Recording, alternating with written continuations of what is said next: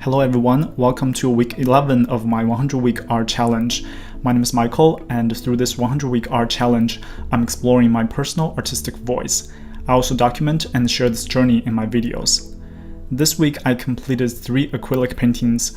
I tried different techniques on each one, and I'm overall happy with how they turned out. The first one was done entirely with a palette knife and a 1-inch brush. I wanted to have a lot of interesting impasto texture and a flow of motion.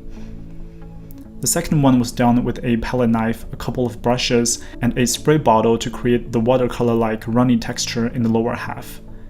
The third one was done almost exclusively with a brush.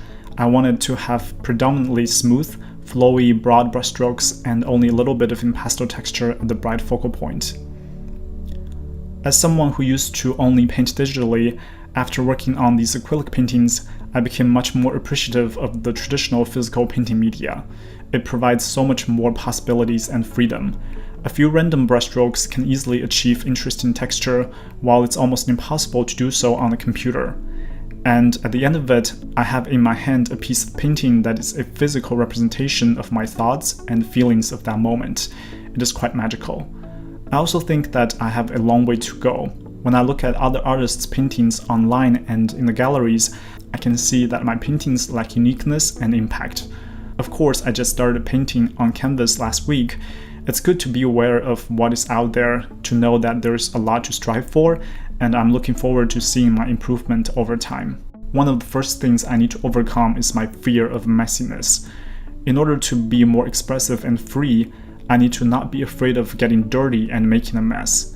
I'm not only referring to my painting environment, but on the canvas as well. I need to not be afraid of making mistakes on the canvas, otherwise I would just be so hindered by myself and I couldn't get out of my comfort zone. It would be a lot harder to find my unique personal voice without being fearless and experiment a lot. I'm showing the painting time-lapse of all these paintings in this video. I hope you would enjoy them. If you are interested in any of these paintings, please check out more information on my website at michaelandart.com.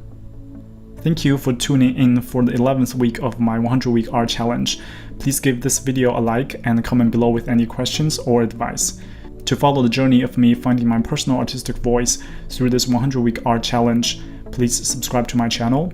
Please also share this video to people who might benefit from my experience and exploration. Thank you and have a wonderful one. I will see you next week.